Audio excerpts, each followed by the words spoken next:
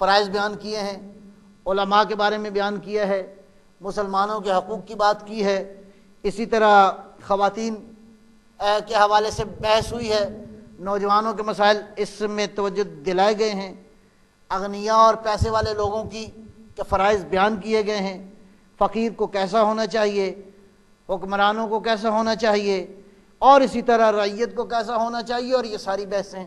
اس کا تعلق ہے سوسائٹی سے۔ ایک صلوات اللہ فرمائیں گے انشاءاللہ۔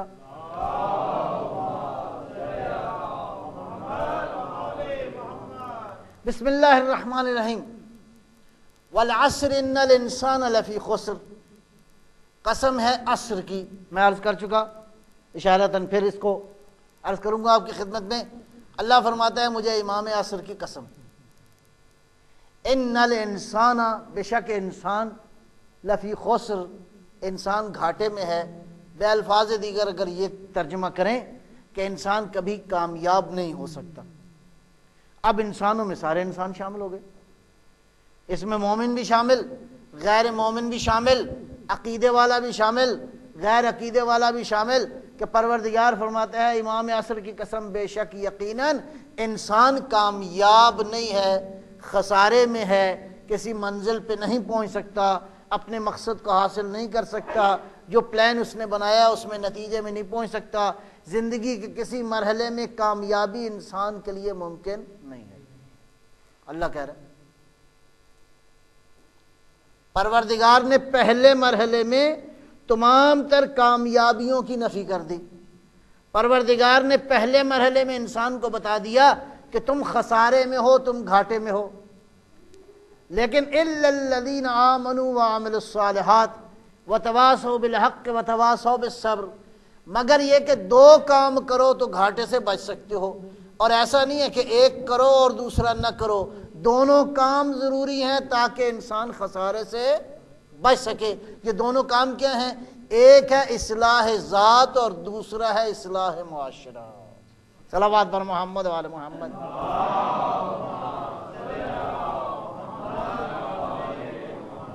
اس کا مطلب یہ ہے کہ وہ زمانہ جو کہ امام عصر سے مربوط ہے اس کے لیے ضروری ہے دو کام کرنا، آمنوا وعملوا الصالحات۔ ایمان اور عمل صالح کا معنی یہ ہے کہ اپنی اصلاح کرو۔ یہی بات جو ہم نے ابھی 2 روز میں 3 دن میں یہ بحث ڈسکس کی اس دعائے حضرت مہدی علیہ السلام میں۔ اللہم صلی اللہ۔ اور دوسرا وَتَوَاصَوْا بِالْحَقِّ وَتَوَاصَوْا بِالصَّبْرِ، حق کو پہنچاتے ہیں اور صبر کو بھی، اس کی بھی تبلیغ کرتے ہیں۔ اور ان کے لیے مثال کہاں پہ ہے؟ مثال ان کے لیے کربلا ہے۔ حق کا میسج پہنچانے کے لیے اور صبر کی تبلیغ کے لیے کربلا سے بڑھ کے کوئی اور میسج، کربلا سے بڑا کوئی اور پیغام، کربلا سے بڑا کوئی نمونہ عمل اس عالم میں نہیں ہو سکتا۔ لہٰذا وہ لوگ جو امام عصر سے مربوط ہونا چاہتے ہیں ان کو چاہیے کہ کربلا سے اپنے آپ کو وابستہ کر لیں۔ ایک صلوات اللہ فرمائیں گے انشاءاللہ۔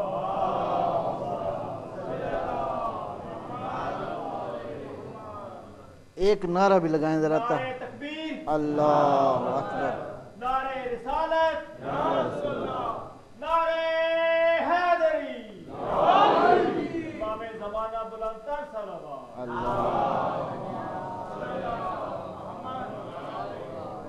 آج امام زمانہ کا کون کون انتظار کر رہا ہے؟ سبھی کر رہے ہیں، پکی بات ہے۔ ایک نعرہ اللہم صلی علی محمد آل محمد۔ اچھا دیکھیں، انتظار جو ہے وہ 2 طرح سے ہے۔ انتظار جو ہے وہ 2 طرح سے ہے۔ ایک صلوات اللہ فرمائیں گے انشاءاللہ۔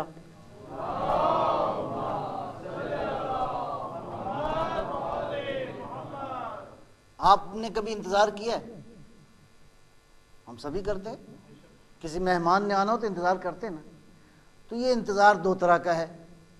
ایک انتظار یہ ہے کہ آپ کو مہمان نے فون کیا کہ میں آؤں گا فلاں تاریخ کو فلاں دن کو، آپ نے کہا دیکھی جائے گی جی، مہمان پہنچ گیا اور آپ نے کوئی تیاری نہیں کی، اس کا مطلب ہے آپ نے انتظار نہیں کیا در حقیقت۔ انتظار کا معنی ہوتا ہے کچھ کرو، جی انتظار کا معنی یہ نہیں ہوتا کہ تالا لگا کے اچھا بھائی انتظار کرو۔ انتظار کا معنی ہے کچھ کرو، حرکت کرو۔ اور اگلی بات جو میں آپ کی توجہ کا طالب ہوں، جتنا اہم مہمان ہوگا اتنا زیادہ انتظار ہوگا۔ جی اگر آپ کے کسی دوست نے آنا ہے تو انتظار کی نوعیت مختلف ہوگی، اگر کسی بڑی اہم شخصیت نے آنا ہے تو انتظار کی کیفیت مختلف ہوگی، اگر کسی بہت ہی قریبی دوست نے 10-15 سال کے بعد آنا ہے تو بلکہ آپ کی انتظار کی حالت یہ ہوگی کہ وہ کمرہ بھی آپ سجائیں گے کہ جہاں پہ اس مہمان نے رہنا ہے، اور اس کے علاوہ آپ کھانے پینے کا خصوصی انتظام کریں گے۔ تیسرا یہ بھی ہے 2 4 5 10 آدمیوں کو فون کریں گے، ہمارے دوست آ رہے ہیں، آپ آئیے گا، آپ آ کے ملیے گا۔ گویا اب انتظار کا معنی یہ ہے کہ جتنا اہم آدمی ہوگا اتنا ہی انتظار زیادہ ہوگا۔ اور اگر فرض کیا، میں فرض کر رہا ہوں، ایک ایسی شخصیت نے آنا ہو جو ہم سب کے درمیان مشترکہ شخصیت ہو، کسی مجتہد نے آنا ہو، یا فرض کریں یہاں پہ اسی علاقے کے اندر اس علاقے کے کسی بڑی شخصیت نے آنا ہو، تو کیسے لوگ انتظار کرتے ہیں؟ گلیاں صاف کرتے ہیں، سڑکیں صاف کرتے ہیں، علاقے پورے میں وہ اعلان ہوتا ہے، بعض لوگ جھنڈیاں لگاتے ہیں، بہرحال مختلف طرح سے انتظار ہوتا ہے۔ اب میں جس شخصیت کی انتظار کی بات کر رہا ہوں، یہ خالی آپ انتظار نہیں کر رہے، آدم نے اس کا انتظار کیا، نوح نے اس کا انتظار کیا، ابراہیم نے اس کا انتظار کیا، محمد مصطفیٰ نے اس کا انتظار کیا، حسین نے اس کا انتظار کیا، زمین والے اس کا انتظار کر رہے ہیں، آسمان والے اس کا انتظار کر رہے ہیں، زمین کی مخلوقات اس کا انتظار کر رہی ہیں، پرندے اس کا انتظار کر رہے ہیں، وقت خود اس کا انتظار کر رہا ہے۔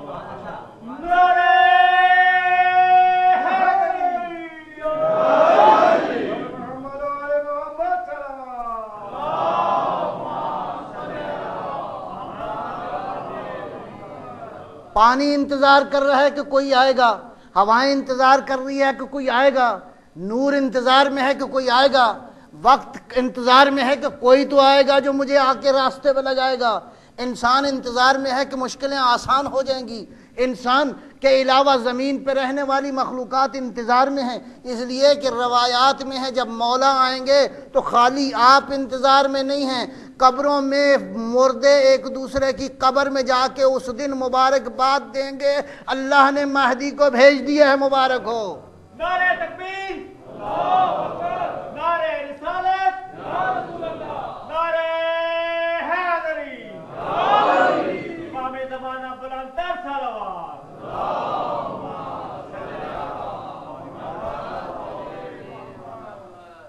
اب آپ کو پتہ چل گیا کہ امام نے آنا ہے، آپ کیا کریں گے انتظار کرنے کے لیے؟ امام نے آنا ہے اور کتنا بڑا پروگرام لے کر آ رہے ہیں، خالی آپ کو فائدہ نہیں ہوگا، وہ جو دنیا سے چلے گئے ہیں ان کو بھی فائدہ ہوگا، وہ جو پرندے اڑتے ہیں فضاؤں میں ان کو بھی فائدہ ہوگا، اور سمندر کی تہہ میں مچھلیاں اس دن ایک دوسرے کو مبارکباد دیں گی کہ مولا مہدی تشریف لے آئے ہیں۔ زمین والے بھی خوش، آسمان والے بھی خوش، اللہ کی زمین نور الہی سے منور ہو جائے گی۔ ایسی ہستی نے آنا ہو تو اب کیا کیا کرنا ہے؟ جب آنا ہے ایسی ہستی نے تو اب آپ کس کس کو بتائیں گے کہ مولا آنے والے ہیں؟ پہلی ذمہ داری یہ ہے کہ آپ دنیا والوں کو بتاؤ کہ مولا آنے والے ہیں، سب سے بڑی اور پہلی بنیادی ذمہ داری ہے۔ کس کس کو بتانا ہے؟ افریقہ والوں کو بتانا ہے، امریکہ والوں کو بتانا ہے، کالوں کو بتانا ہے، گوروں کو بتانا ہے، جو پنجابی بولتے ہیں ان کو بھی بتانا ہے، جو اردو بولتے ہیں ان کو بھی بتانا ہے، جو انگلش بولتے ہیں ان کو بھی بتانا ہے، جو پشتو بولتے ہیں ان کو بھی بتانا ہے۔ اس کا مطلب کتنی زبانیں ہیں؟ دنیا میں تقریباً 3000 زبانیں بولی جاتی ہیں۔ نعرہ صلوات۔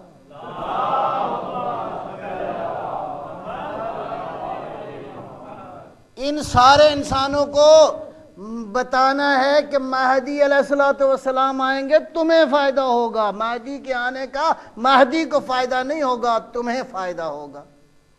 اور کیا فائدہ ہوگا جب مہدی آئیں گے؟ تو کیسا سسٹم ہوگا، کیسا نظام ہوگا، انسان کو کیا فائدے ملیں گے؟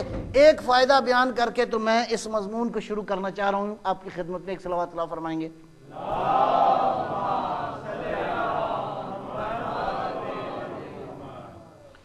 روایت میں یہ ہے کہ امام جب تشریف لائیں گے تو اس زمانے میں ایک واقعہ بعض روایات میں لکھا ہے، ایک خاتون سر سے پاؤں تک سونے، زیورات، چاندی، ہیرے جواہرات میں بالکل لدی ہوگی، اور اس کے بعد وہ خاتون عراق سے سفر شروع کرے گی، شام تک جائے گی۔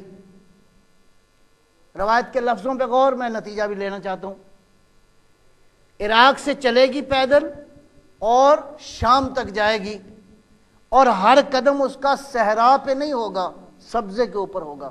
نعرہ حیدری، نعرہ تکبیر، اللہ اکبر، نعرہ رسالت، نعرہ حیدری، ادھر ادھر سے بھی کوئی نعرہ لگائیں، یا علی اللہم صلی علی محمد۔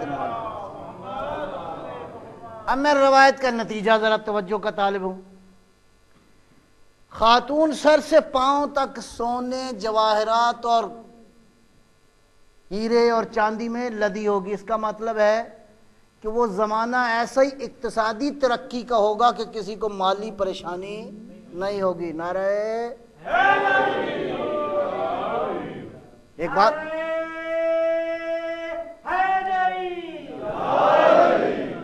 تو کس کو فائدہ ہوگا؟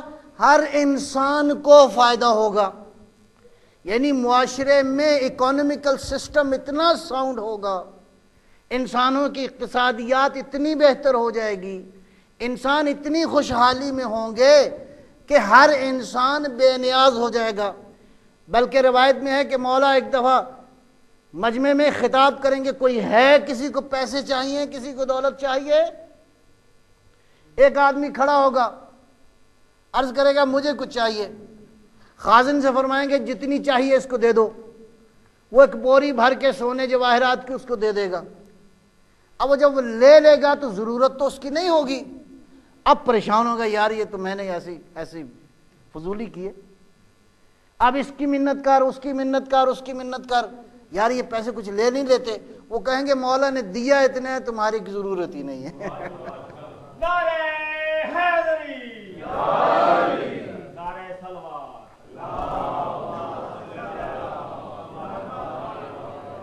اب شرم کے مارے منہ چھپائے گا کہ میں یہ دولت کس کو دوں؟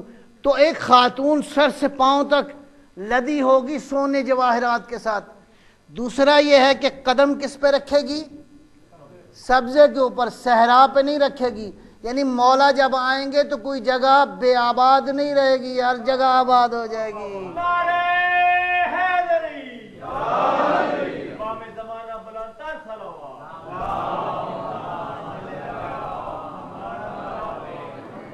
اس میں کچھ کام ہم نے بھی کرنے ہیں، 2 4 درخت بھی لگانے ہیں۔ کل میں نے آپ کی خدمت میں عرض کیا ہے، ایک نعرہ بھی لگائیں ذرا انشاءاللہ ادھر سے، صلی علی محمد، اللہ اکبر۔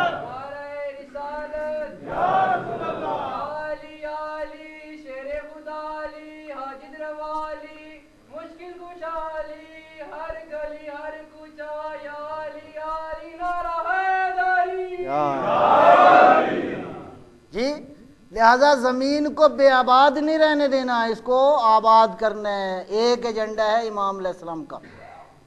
یہ 2 باتیں ہو گئی، اور تیسری بات یہ ہے کہ پیدل جائے گی عراق سے لے کر شام تک، اور اس کو کوئی چھیڑے گا نہیں۔ اس کا مطلب ہے سیکیورٹی کا سسٹم اتنا ساؤنڈ ہوگا کہ کوئی خاتون اگر اکیلا جانا چاہے تو اس کو پریشانی نہیں ہوگی۔ پس مہدی ایک ایسا نظام دینے کے لیے آئے ہیں جس میں دنیا میں رہنے والے ہر انسان کو ہر طرح کی سیکیورٹی ملے گی، ہر طرح کی نعمت ملے گی، ہر طرح کی کوشش کرنے کی میدان موجود ہوگا۔ اب امام جب آئیں گے تو تم یہ نہیں کہو گے اے کاش کاش میرے پاس یہ ہوتا. امام کہیں گے کاش کو حل کر رہا ہوں. اب دیکھو تو صحیح اپنی قوتوں کو آزما کے دیکھو اس عالم میں اللہ نے کیا دیا ہے.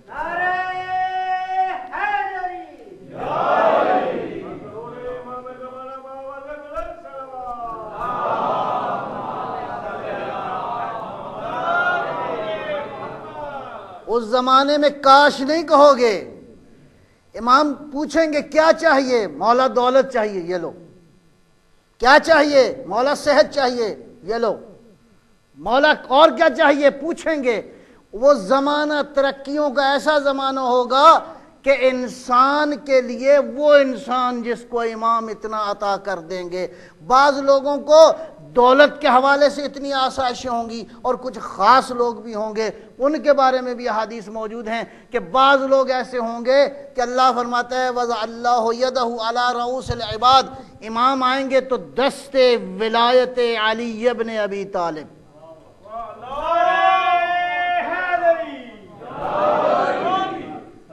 دست ولایت کیا ہوگا؟ سروں پہ جائے گا. ید اللہ یدہ علی رؤوس العباد. اللہ کے حکم سے علی کا یہ بیٹا، پیغمبر کا یہ جان نشین آخری نمائندہ الہی، جب اپنے ہاتھ کو رکھے گا انسانوں کے سروں کے اوپر، تو جب سروں کے اوپر دست ولایت جائے گا، آگے روایت کیا کہتی ہے؟ جب ہاتھ رکھیں گے مولا تو حتی کاملا احلامہم، اندر علم کے سمندر دوڑنے لگیں گے. صلوات بر محمد و آل محمد.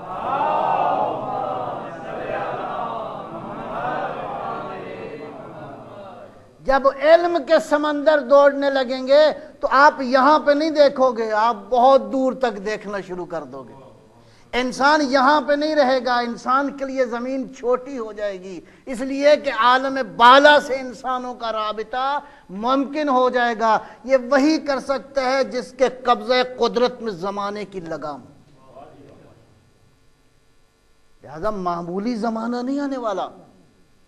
اب میں اس کا ترجمہ اپنے بچوں کے لیے خصوصاً کروں کہ امام جو ہاتھ رکھیں گے تو کیا ہوگا؟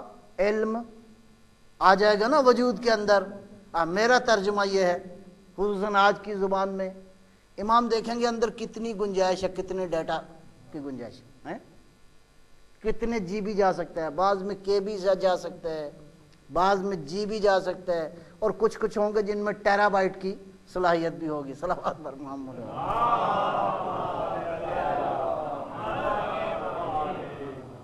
ٹھیک ہے نا جی. امام دیکھیں گے کہ ادھر ڈیٹا کتنا، بس ادھر دست ولایت جائے گا، ادھر ڈیٹا ٹرانسفر ہو جائے گا. نعرہ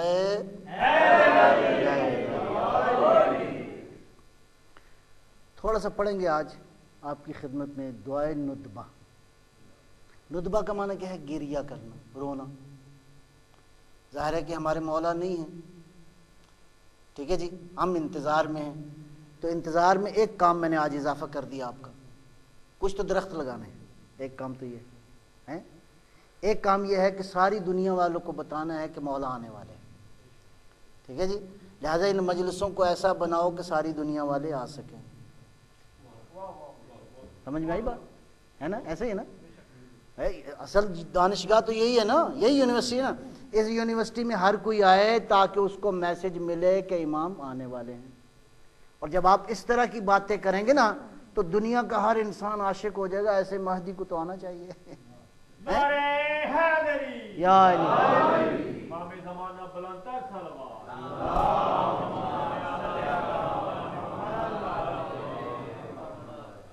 دعائے ندبہ کا معنی ہے دعائے گریہ. گریہ کس کی یاد میں؟ وہ جس کو ہم دیکھ نہیں سکتے، جس کو دیکھنے کو آنکھیں ترستی ہیں. دعائے ندبہ کے مضامین بہت ہی بلند ہیں، میں سارے تو نہیں پڑھوں گا. فی الحال 2 ٹاپک ہیں جو میں نے انتخاب کیے ہیں آپ کے لیے. دعائے ندبہ کا آغاز کہاں سے ہوتا ہے؟ آغاز میں جو مضامین ہیں 2-3. ایک تو اللہ نے اپنے اولیاء کا ذکر کیا ہے، اللہ نے اپنے نبیوں کا انتخاب کیا اور ان کو وہاں پہ ان سے وعدے لیے، وہاں پہ کہ پتہ تھا کہ یہ میرے ساتھ جو کانٹریکٹ آج انہوں نے سائن کیا ہے اس کے اوپر عمل کریں گے. تو جیسے جیسے کانٹریکٹ سائن ہوتا گیا، پہلے آدم سے کہا تم چلے جاؤ، پھر نوح سے کہا تم چلے جاؤ، پھر ابراہیم سے کہا تم چلے جاؤ، تو یہ سارے اس کانٹریکٹ کے مطابق، ایک کانٹریکٹ ہم نے بھی سائن کیا ہوا ہے، وہ پھر انشاءاللہ ذکر کریں گے۔ تو نبیوں نے اللہ کے ساتھ اس کانٹریکٹ کو سائن کیا، اس کے بعد عالم ملکوت کے اندر اللہ نے ان کو انتخاب کرنے کے بعد مختلف زمانوں میں ان انبیاء کو بھیجا، یہاں تک کہ خاتم المرسلین صلوات اللہ وسلم علیہ